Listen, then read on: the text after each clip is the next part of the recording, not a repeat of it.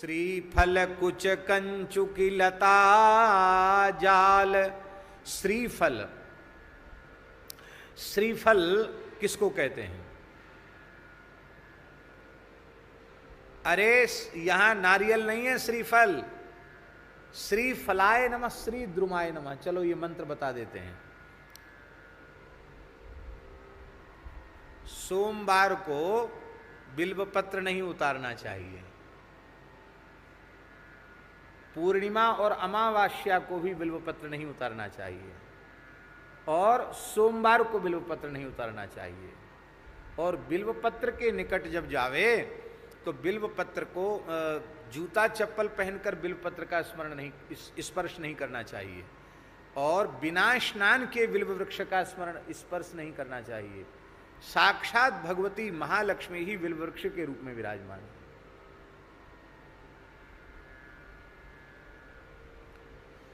बिल्व वृक्ष के रूप में साक्षात भगवती महालक्ष्मी विराजमान है।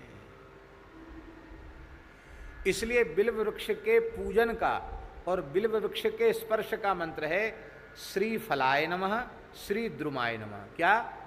श्री फलाय नमः, श्री द्रुमाय नमः। ऐसा कहकर के प्रणाम करके तब बिल्व पत्र उतारना चाहिए। श्री फलाय नमः, श्री द्रुमाय नमः।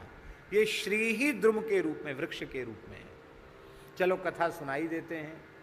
ये श्रीफल बिल्व के रूप में लक्ष्मी जी कैसे हुई? श्री सूक्त में भी तो आता है ना। श्री सूक्त में भी आता है ना बिल्व का। क्या आता है? देखो उठ नहीं रहा। हिरण्यवर्णाम हरिणीम सुवर्ण रतस्रजाम चंद्राम हिरण्यमीं लक्ष्मीं जात वेदो मा भाव ताम मा वह जात वेदो लक्ष्मी मनवगामनीम यस्याम हिरण्यम विंदेयम गामस्वम पुरुषाम अस्तु पूर्वाम रतमध्याम अस्तिनाद प्रमोदिनीम श्रियम देवी वहे श्रीर्मा देवी युष्ताम कांसोस हरिण प्राकाराम आर्द्राम ज्वलतीम तृप्ताम तर्पयंतीम पद्मेष्टाम पदवर्णाम ताम यो पयो श्रियम चंद्राम प्रभास्याम सा ज्वलंतीम श्रीम लोके देवजुषा मुदाम ताम पद्म शरणम हम प्रपदे लक्ष्मीर्मनिषताम त्वाम प्रणोमि आदित्यवर्णे तपसोदिजातो वनस्पतिस्तव वृक्षोथ विल्वाहा। वनस्पतिस्तव वृक्षोथ विल्वाहा।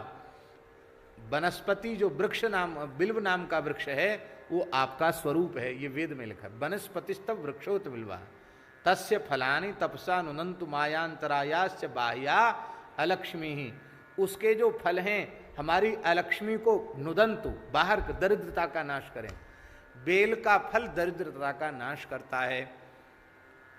सीताराम, बिल्व का फल उसका गूदा निकाल करके भीतर का और उसको गाय के घी में डुबा करके हवन करने से लक्ष्मी जी की विशेष कृपा प्राप्त होती है।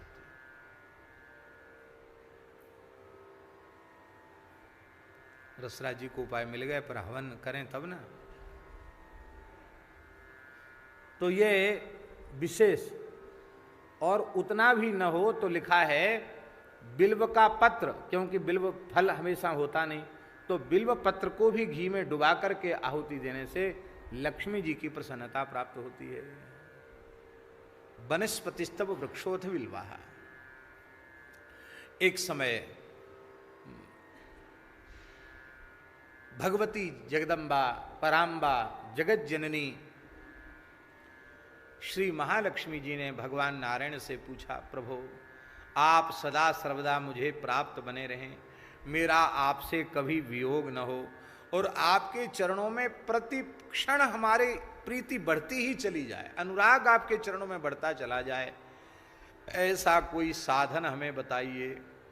भगवान हंसने लगे, बोले इसके लिए तो तुमको तपस्या करनी पड़ेगी। किसकी तपस्या करें? बोले हमारे चरणों में अनुराग तो भगवान शिव ही प्रदान करते हैं, ये ठेका उन्हीं के पास है। शंकर भजन बिना नर भगति न पावे मोर।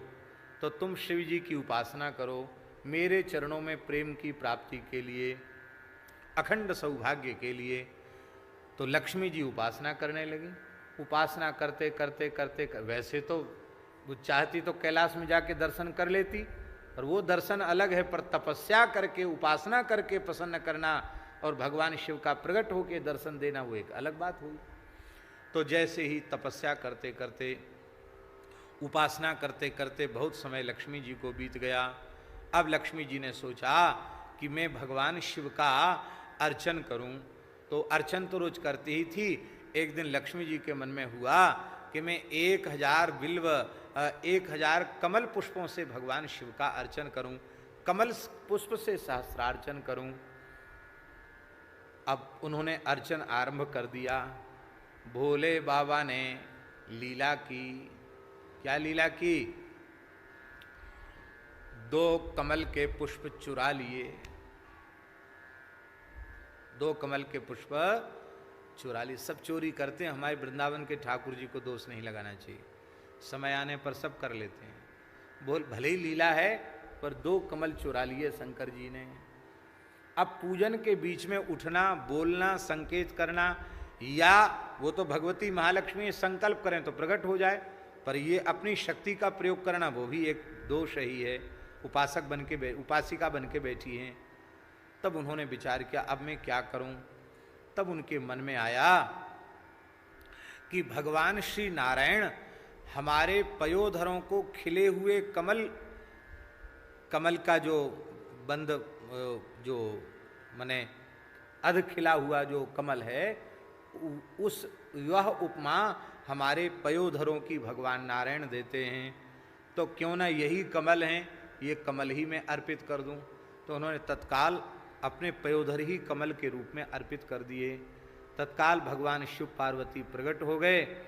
भगवती का स्वरूप तो तत्काल यथावत ही हो गया, पर वो जो अपने पयोधर अर्पित किए थे उसका सिंचन भगवान शिव ने अमृत से किया, और सिंचन करते ही भूमि से बिल्व वृक्ष प्रकट हो गया।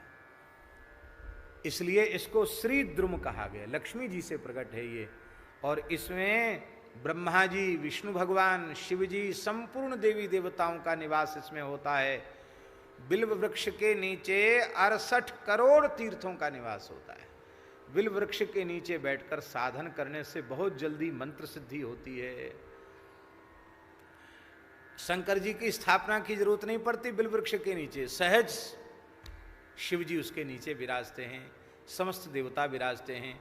यही भाव मेरे मन में जब ये कथा आई थी तो हमारे मन में ये भाव आया था, कहीं ऐसा हो जहाँ शिव जी को मध्य में हम विराजें और प्राकृतिक रूप से कम 11-12 बिल्व के वृक्ष हों, और उन वृक्षों का ऐसे झुरमुट बन के प्राकृतिक शिव जी का मंडप बन जाए, जिसमें बिल्व वृक्ष के बीच में बैठकर शिव जी का स्मरण किया जाए, वहीं बैठ के राम राम किया जाए।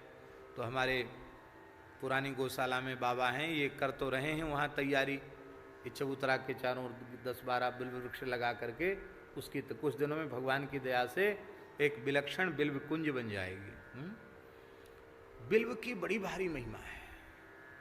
ये जो बिल्व के 3 पत्र होते हैं, 3 पत्ता होता है ना बिल्व के, उन 3 त्रिदलम त्रिगुणाकारम त्रिनेत्रम चतुर्धायुधम, ये 3 जो बिल्व के दल हैं उनमें दाहिने पत्ते में भगवान नारायण विराजमान हैं, बाएं पत्ते में श्री ब्रह्मा जी विराजमान हैं, और बीच का जो ऊर्ध्वमुखी पत्र होता है, ऊपर वाला पत्र, उसमें भगवान महेश्वर, भगवान शिव विराजमान हैं।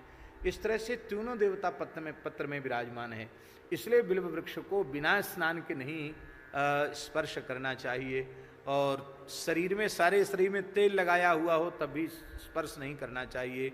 जो मर्यादा बिल्व के लिए है वही मर्यादा तुलसी जी के लिए। तुलसी जी का भी स्पर्श बड़ी मर्यादा पूर्वक करना चाहिए। और महाराज जी, बिल्व का जो फल है ना वो इतना पवित्र होता है कि बिल्व, आप एक बार आपने बेल खाया, बेल का शरबत पी लिया या बेल खा लिया, तो 27 दिन के भीतर यदि मृत्यु हो जाए तो उसकी अधोगति नहीं होगी, उसको नरक नहीं जाना पड़ेगा, वो उत्तम लोकों में जाएगा। एक बार बिल्व भीतर जाने से 27 दिन तक शरीर में उसका दिव्य प्रभाव होता है।